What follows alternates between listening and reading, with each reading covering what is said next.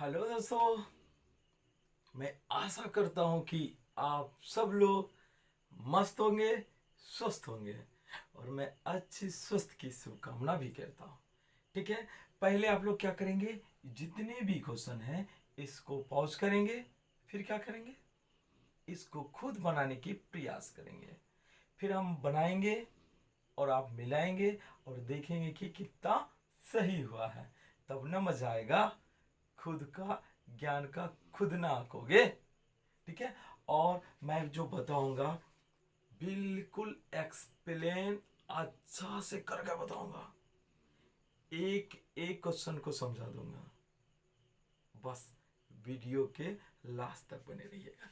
चलिए तो शुरू करते हैं, देर ना करते हैं। चलिए, किसी द्रव की कण किसी अन्य द्रव में प्रवेश करते हैं, यह प्रक्रिया क्या कहलाता है? तो ये प्रक्रिया विसरण कहलाता है। किसी द्रव के कण किसी अन्य द्रव में प्रवेश करते हैं तो यह प्रक्रिया विसरण कहलाता है। हाँ देखो, एक क्वेश्चन अक्सर पूछा गया है कि अगर आप अगरबत्ती को किसी रूम के किसी कोने में अगर जला देते हैं तो पूरे रूम में उसके सुगंध फैल जाते हैं। ये किस गुण के कारण? विसरण है ना भाई। यही तो विसरण है कि उस अगरबत्ती का जो सुगंध होता है, उसका जो कण होता है, वो वायु के कण में क्या होता है, समा जाता है और उसके साथ साथ पूरे कमरा में फैल जाता है। इसी को हम लोग विसरण कहते हैं। या एक बात और जानो, अगर दो, एक मान लो कॉपर है और एक जिंक है, अगर दो को बांध दो, बांध के क्या करो, कुछ दिन के लिए छोड़ दो, मतलब 2-3 महीना के लिए छोड़ दो। उसके बाद जब जाओगे उसको हटाओगे तो दोनों चिपका हुआ होगा। अरे बाबू, ये कैसे हुआ? पहले तो अगर अब हम सटा देंगे फिर छोड़ेंगे तो गिर जाएगा, बट 2-3 महीना बाद क्या हुआ, अगर आप इसको ऐसे उठा कर रखोगे वो नीचे नहीं गिरेगा। तो सर क्या हुआ? यही तो है कमाल। ये विसरण गुण के कारण क्या हुआ, कॉपर और जिंक के जो कण था एक दूसरे में एंट्री हो गया, जिसके कारण वो चिपक गया। ठीक है, मैंने 2 उदाहरण से समझाया विसरण मतलब क्या होता है। चलिए आ जाइए। हाँ एक बात, ये आपका साइंस का सेकेंड लेक्चर है। पहले लेक्चर में मैंने 10 क्वेश्चन करा दिया, ये आपका सेकेंड लेक्चर, इसमें भी 10 क्वेश्चन मिलेगा। आप दोनों वीडियो को जरूर देखिएगा, तब ना मजा आएगा। लेक्चर फर्स्ट और लेक्चर सेकेंड। आ जाइए, द्रव पदार्थ का आकार डैश और आयतन डैश होता है। भाई द्रव पदार्थ मतलब पानी, उसका आकार कैसा होगा? भाई आकार अनिश्चित होता है। कैसे? अगर उसको गिलास में डालोगे गिलास का आकार हो जाएगा, अगर लोटा में डालोगे लोटा बन जाएगा, थाली में डालो थाली बन जाएगा। तो इस तरह से उसकी आकार चेंज होता रहता है। आकार अनिश्चित लेकिन आयतन निश्चित। सर आयतन निश्चित मतलब? अरे भाई, अगर 1 लीटर पानी है ना, अगर 1 लीटर पानी को बड़ा सा अगर गिलास में तुम डाल दोगे तो 1 ही लीटर ना पानी होगा। उसी पानी को अगर आप लोटा में डाल दोगे तो पानी थोड़ी घट जाएगा, पानी तो 1 ही लीटर रहेगा। तो मतलब आयतन निश्चित होता है, लेकिन आकार तो चेंज हुआ। पहले गिलास फिर लोटा, अगर उसको बोतल में रख दो तो बोतल साइज की हो जाएगा, मतलब एक बेलनाकार साइज हो जाएगा। समझ में आया ना? तो द्रव का आयतन निश्चित होता है लेकिन आकार अनिश्चित होता है। फिर अगर ठोस की बात करोगे तो आयतन भी निश्चित, आकार भी निश्चित। गैस की बात करोगे, ना आयतन निश्चित और न ही आकार निश्चित, यानी दोनों अनिश्चित होता है गैस का।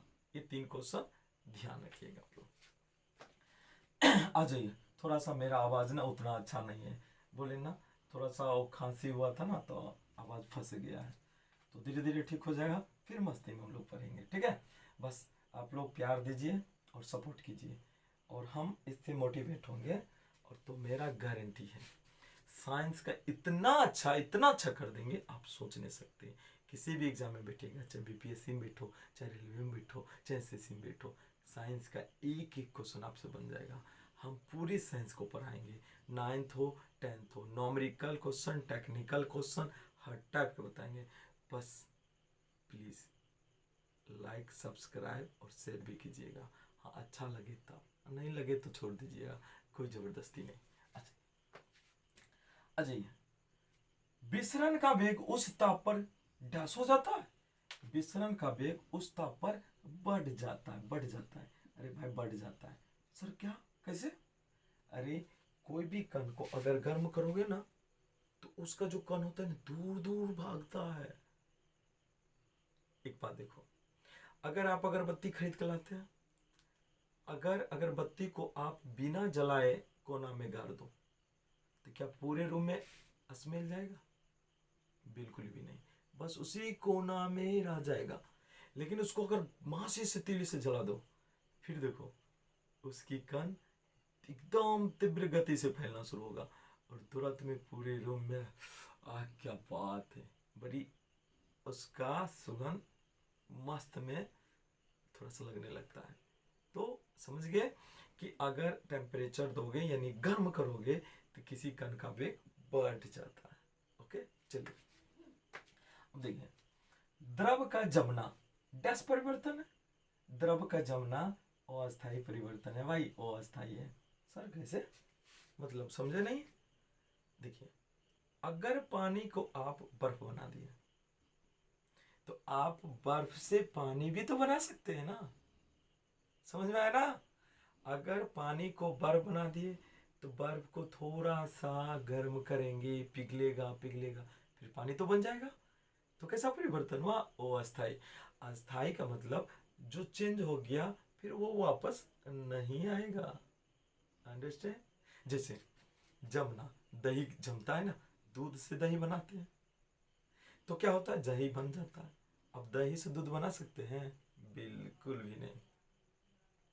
तो दूध से दही बनना अस्थायी परिवर्तन। अगर किसी लोहा पर जंग लग गया तो फिर तो नया लोहा वापस नहीं आएगा, पहले वाला गुण बाद में जो जंग लग गया वो गुण, दोनों में काफी अंतर आ जाती, वापस वो गुण नहीं आएगा। तो ये कैसा परिवर्तन? अस्थायी परिवर्तन। यानी ऐसी परिवर्तन रासायनिक भी होता है, जैसे दूध से दही बनना रासायनिक परिवर्तन। अब लोहे पर जंग लग जाता है, ये भी कैसा परिवर्तन? अस्थायी परिवर्तन। लेकिन अस्थायी पूर्व अवस्था में ला सकते हैं, जिसको हम लोग भौतिक परिवर्तन कहते हैं। समझे ना? जैसे बल्ब जलना भौतिक परिवर्तन, स्विच ऑफ बंद, स्विच ऑन, बस जलने लगेगा तो भौतिक परिवर्तन हुआ। जिसको पूर्व अवस्था में ला सकते हैं भौतिक, जिसको पुनः पूर्व अवस्था में नहीं ला सकते हैं रासायनिक। रासायनिक परिवर्तन अस्थायी परिवर्तन होते हैं और भौतिक परिवर्तन अस्थायी परिवर्तन होते हैं। क्लियरिटी आ गई ना? चलिए, वाष्पन से डैश उत्पन्न होता है, वाष्पन से डैश उत्पन्न होता है, वाष्पन से डैश, अरे भाई ठंडक उत्पन्न होता है। गुरुजी मतलब आप कैसे समझे ठंडक उत्पन्न? देखिए आपको हम दिखाते हैं वाष्पन से कैसे। अगर वाष्पन होगा तो वाष्पन होने के लिए क्या होगा? गर्मी चाहिए ना। अब मुंह में क्या करना? पानी मार लेना। पानी मारने के बाद आप पंखा के पास चल जाइएगा, ठीक है? तो क्या होता है आपको पता है, हवा में वाष्पन की वेग बढ़ जाता है। कोई भी पानी है उसका वाष्पन तेजी हो जाता है, या उसको उष्मा ज़्यादा मिलेगा तब, या हवा की वेग ज़्यादा बढ़ेगा तब, ठीक है? तो क्या होगा, जब पानी में मुंह में मारिएगा तो भींगा रहेगा, जब पंखा के पास जाइएगा तो क्या होगा, उसका वाष्पन होगा। कुछ तो है हवा के वेग के कारण क्या होगा, उसका कनूर रहेगा। कुछ है आपके शरीर के टेम्परेचर को एब्जॉर्ब करेगा, खींचेगा। और जब ये शरीर के टेम्परेचर को वाष्पन होने के लिए खींचेगा तो आपके शरीर का टेम्परेचर घटेगा कि बढ़ेगा? अरे भाई घट जाएगा ना, क्योंकि आपको पता है कि जल के वाष्पन के लिए क्या होना चाहिए, क्या चीज़ जरूरत पड़ता है? आपका उष्मा की आवश्यकता पड़ता है। अब जब ये वाष्पन होगा तो आपके शरीर में तो टेम्परेचर होता है ना, तो उसको खींचेगा। और जब ये वाष्पन होने के लिए आपके शरीर के टेम्परेचर को खींचेगा तो आपके शरीर की टेम्परेचर घट जाएगी। और घटेगा तो क्या होगा, आपको ठंडक महसूस होगा कि नहीं? सीधी बात है, यही लॉजिक है, ठीक है? तो वाष्पन से ठंडक महसूस होता है। वाष्पन की क्रिया डैश ताप पर होता है। वाष्पन की जो क्रिया होता है डैश ताप पर होता है, निश्चित ताप पर, सभी ताप पर, 100 डिग्री पर। अरे भाई, वाष्पन के लिए कोई निश्चित ताप नहीं चाहिए, ये सभी ताप पर होता है। कौन टेम्परेचर पर होता है? सभी टेम्परेचर पर, सभी ताप पर। आप देखते होंगे, चाहे नदी हो, चाहे तालाब हो, चाहे आप बर्तन अगर साफ किए होंगे तो उसमें थोड़ा बहुत पानी बच जाता होगा, लेकिन कुछ देर के बाद देखेंगे तो वो पानी का वाष्पन हो जाता है, जिसके कारण वो थाली में बचा हुआ पानी सूख जाता है। तो उसका जो टेम्परेचर मिलता होगा कितना? तो कमरे का टेम्परेचर कितना? 15, 18, 20, उसी टेम्परेचर पर उसका वाष्पन हो जाता है। 10 डिग्री पर भी होता है, कुछ न कुछ होता है, 60 पर भी होता है, 50 पर भी होता है। तो कभी भी याद रखिएगा कि वाष्पन का जो क्रिया होती है वह सभी ताप पर होता है, लेकिन क्वथनांक पूछे ना तो वह निश्चित ताप पर होता है। और जल का क्वथनांक कितना? 100 डिग्री से होता है। सभी द्रव्य पदार्थ, कोई भी पदार्थ है, सबका अलग अलग टेम्परेचर होता है क्वथनांक का, ठीक है। जैसे ईथर का नाम सुना होगा, ईथर का 34 डिग्री सी होता है, समझे? हाँ, और जल का कितना होता है? 100 डिग्री सी होता है, ठीक है। ये डिपेंड करता है पदार्थ की प्रकृति पर। चलिए अब देखिए, क्वेश्चन नंबर 17 है, जल का क्वथनांक कितना होता है? तो भाई देखो, यहाँ कंफ्यूजन आ गया होगा, सबको याद होगा, सबको, कि जल का क्वथनांक 100 डिग्री सी होता है, सबको याद होगा 100 डिग्री सी होता है जल का क्वथनांक 100 सी। अब क्वथनांक का मतलब जिस टेम्परेचर पर पानी उबलना शुरू हो जाए, ठीक है। या दूसरे शब्दों में एक बात बोल सकते हैं, जिस टेम्परेचर पर वायुमंडलीय दाब और वाष्प दाब बराबर हो जाता है, ठीक है। ये बात बहुत कम लोग जानता है। यानी 100 डिग्री टेम्परेचर पूरेगा ना, तो जितना वाष्प दाब होता है और जितना वायुमंडलीय, लगभग दोनों बराबर हो जाता है। फिर क्या होगा, जब ये इसका प्रेशर ज़्यादा होगा तो क्या होगा, पानी वाष्पन होकर उड़ना ऊपर शुरू कर देगा, ठीक है। 100 डिग्री टेम्परेचर पर क्या होता है, वायुमंडलीय दाब और जो ये वेपर जो होता है, दोनों का प्रेशर इक्वल हो जाता है। फिर नीचे से उष्मा दो, धक्का मारेगा तो वाष्प क्या होगा, उड़ कर कहाँ चल जाएगा, वायुमंडल में चल जाएगा, ठीक है। ये बात बहुत कम आदमी जानता है, आप ध्यान रखिएगा, ठीक है। बहुत लोग ये जानता है कि 100 पर क्या होता है, उबलता है। दूसरी इसकी परिभाषा ये भी बोल सकते हैं कि जिस टेम्परेचर पर वायुमंडलीय दाब और वाष्प दाब बराबर हो जाता है उसको क्वथनांक कहते हैं, ओके। चलिए देखिए, तो 100 है, अरे भाई 0 डिग्री सेल्सियस 273 होता है, 0.15 होता है, ध्यान रखिएगा, 1.5 केल्विन होता है लगभग में, हमने यहाँ लिख दिया है, ठीक है, इतना होता है। तो अगर 100 इधर 100 ऐड करोगे तो 100 डिग्री सी बनेगा, तो इधरों 100 ऐड करोगे तो क्या बनेगा, ये 373 केल्विन होगा, ठीक है। तो 100 डिग्री सी होता है जल का क्वथनांक, जो किसके केल्विन में किसके बराबर, 373.15, तो लगभग में आपका आंसर है, तो ऑप्शन ये हो जाएगा, ठीक है।